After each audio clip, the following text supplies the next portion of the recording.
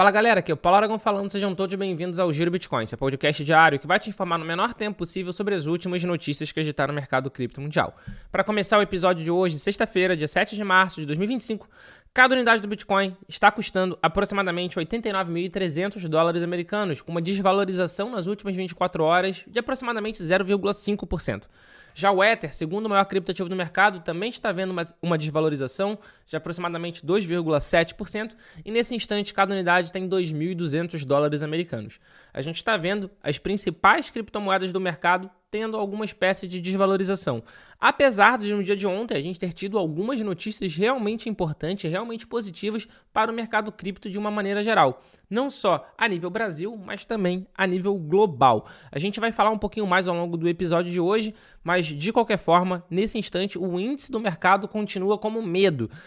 Se a gente for ver o índice de medo e ganância, nesse instante o mercado está com uma métrica de 30, o que significa medo. Não é um medo extremo, que é algo que a gente viu ao longo da semana passada, mas de qualquer forma, o mercado ainda está um pouco ressabiado. A gente tem visto uma correlação muito grande entre o mercado cripto e o S&P 500. A gente tem visto uma correlação muito grande entre as criptomoedas e o mercado financeiro tradicional dos Estados Unidos. Dando prosseguimento ao Giro Bitcoin de hoje e fazendo um giro pelos ETFs de Bitcoin Spot e de Ether Spot do mercado americano, no dia de ontem, dia 6 de março, a gente teve mais um dia de outflow, mais um dia de saída no ETF de Bitcoin Spot. Somando todas as gestoras, foram quase 2.000 BTC de saída. Para ser mais exato, foi um outflow de 1.945 unidades de BTC. Essa semana toda está sendo negativa, essa semana toda está sendo no vermelho. Antes de ontem, por exemplo, no dia 5 de março, a gente não tinha todas as informações do último dia 5 de março.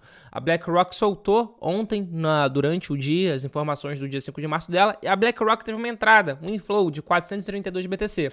Mas somando todas as gestoras, a gente continuou tendo outflow, que era o que a gente já tinha imaginado aqui no episódio de ontem, a gente tinha chegado a conversar sobre isso em específico.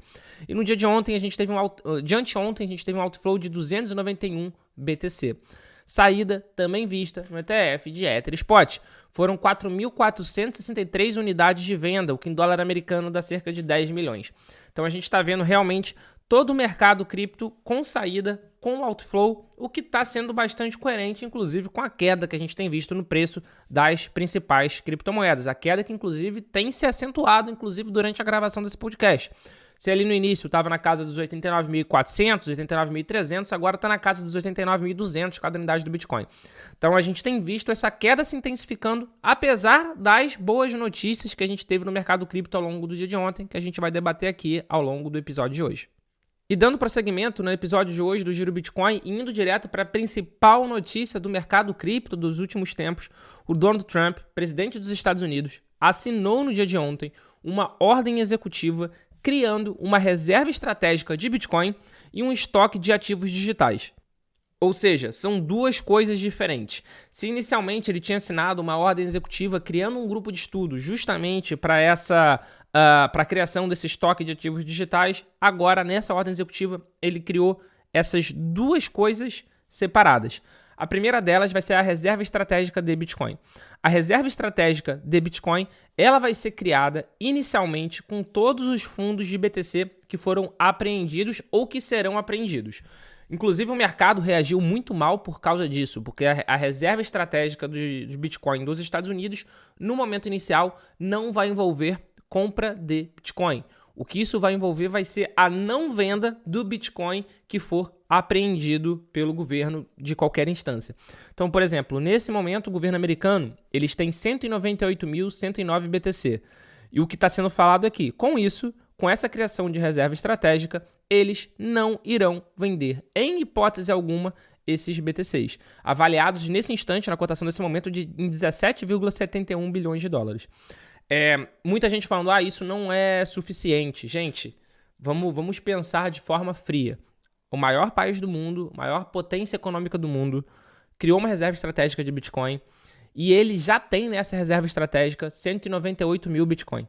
Como assim? Isso não é grande coisa. Isso é muita coisa. E além disso, eles não falaram que eles não irão comprar. O que eles falaram é que nesse momento eles vão utilizar esses Bitcoin que já foram apreendidos para a criação da reserva estratégica e que eventuais novos BTC só podem entrar caso isso não corresponda ao aumento de imposto das pessoas dos Estados Unidos, dos habitantes dos Estados Unidos. Ou seja, o que ele está falando não é para ser utilizado dinheiro de imposto para isso. Mas, por exemplo, se eles tiverem uma economia em outra área, eles podem comprar BTC.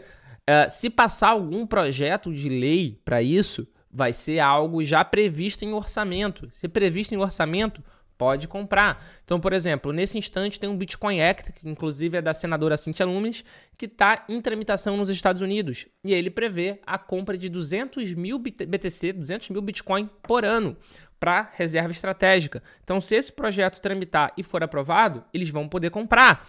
Mas, de qualquer forma, nesse instante já está criada a reserva estratégica de Bitcoin dos Estados Unidos com 198 mil BTC, o que vai subir a cada apreensão que o governo dos Estados Unidos fizer. Além disso, justamente foi criada um estoque de ativos digitais também com criptomoedas confiscadas. A diferença é que essas criptomoedas podem sim ser vendidas. No caso do BTC, o BTC não pode ser vendido pelo governo americano, mas essas outras criptomoedas podem ser vendidas. Então, por exemplo, se a gente olhar a carteira aqui dos Estados Unidos, a gente vai ver que eles têm 3,69 milhões de Tron. Se o governo quiser, essa criptomoeda, esse Tron, pode ser vendido. Eles têm 24 milhões de BNB. Se o governo quiser, pode ser vendido.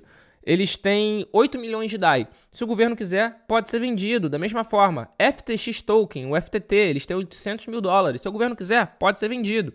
Então, foi a criação de dois itens diferentes. A reserva estratégica de Bitcoin, que não pode ser vendido, que vai surgir com o que já foi apreendido pelo governo e pode ser comprado novas unidades, caso isso seja previsto no orçamento ou não envolva novas despesas para os contribuintes, e tem o estoque de moedas digitais, que envolve as outras criptomoedas, que esse sim o governo pode vender. Então, apesar do mercado não ter reagido muito bem, apesar da gente estar vendo uma queda desde o anúncio dessa reserva estratégica, eu, Paulo Aragão, particularmente acho uma notícia excelente. E essa percepção, esse sentimento é compartilhado por diversas entidades do mercado. Por exemplo, o Sygnum Bank compartilhou uma análise com o Cointelegraph falando justamente sobre essa questão da reserva estratégica de BTC e sobre também a criação desse estoque nacional de moedas digitais.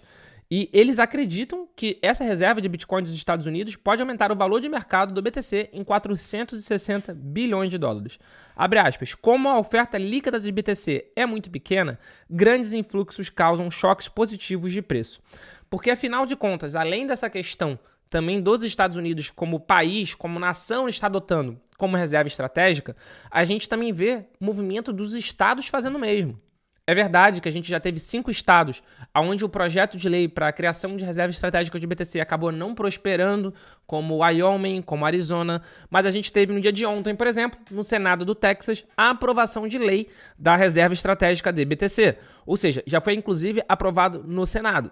E inclusive, uma das grandes apostas que a própria senadora Cynthia Lummis, que é uma das grandes entusiastas do Bitcoin, é quem fez a questão do Bitcoin Act, que é esse projeto de lei para a compra de BTC, é uma das grandes defensoras realmente assim, do mercado cripto nos Estados Unidos. Ela disse recentemente que acreditava que os estados provavelmente adotariam reservas de Bitcoin antes do governo federal. O que acabou não acontecendo, porque afinal de contas o Trump assinou justamente uma ordem executiva e transformou todos os Bitcoins apreendidos em reserva estratégica americana. De qualquer forma, a gente já retirou essa possível pressão vendedora aqui de 17 bilhões de dólares de cotação atual do governo americano, porque esses bitcoins não vão ser mais vendidos, vão ser guardados para o governo agora. O governo americano vai reter isso como reserva estratégica. A gente vê diversos estados começando a se movimentar para justamente poder também adotar o Bitcoin como reserva estratégica e, consequentemente, comprar para botar na sua tesouraria. A gente vê grandes empresas ao redor do mundo comprando também Bitcoin para sua tesouraria, como foi o caso da Melius no Brasil, que a gente até falou bastante no episódio de ontem. Eles compraram 4,1 milhões de dólares, que foi o equivalente a 10% do caixa deles, para colocar em tesouraria, compraram em BTC para colocar em tesouraria. Então a gente vê esse movimento muito grande acontecendo ao redor do mundo. E o que a gente consegue inferir com isso, é claro que a gente não consegue cravar que é isso que vai acontecer, mas o que a gente consegue inferir é um choque de escassez, porque afinal de contas, a quantidade de Bitcoin é limitada. A gente sabe que no máximo irão existir 21 milhões de Bitcoin. A gente sabe que tem muito BTC que já foi perdido para todo sempre. E a gente tem visto uma grande acumulação por parte de países, por parte de empresas, por parte de institucionais. Então, o sentimento que dá é de que a gente está numa corrida contra o tempo e de que vai faltar Bitcoin, que não vai ter Bitcoin para todo mundo. De novo, a gente não consegue cravar que isso vai acontecer, mas é isso que a gente consegue inferir com as informações que a gente tem agora. E isso é uma receita clássica de valorização. Naturalmente, não é nenhum conselho financeiro, não é nenhum conselho de investimento. A gente não sabe se o futuro vai repetir o passado, mas esse é o sentimento que a gente tem agora. E se você chegou até aqui no episódio, meu muito obrigado pela companhia dessa semana. Deixa o seu like aqui no vídeo se você está vendo pelo YouTube, se inscreve no canal, ativa o sininho de notificação, compartilha o link desse episódio no seu grupo de WhatsApp, no seu grupo de Telegram, porque isso ajuda muito a gente a poder continuar fazendo essa produção de conteúdo diária aqui para você. Se você está escutando a gente pelo Deezer, Spotify, Amazon Music, passa a seguir o podcast por aqui, dá 5 estrelinhas pra gente, porque isso faz com que o podcast seja mais distribuído. Muito obrigado pela sua companhia, muito obrigado pela sua ajuda e a gente já tem um encontro marcado aqui no episódio da segunda-feira. Valeu e um bom final de semana.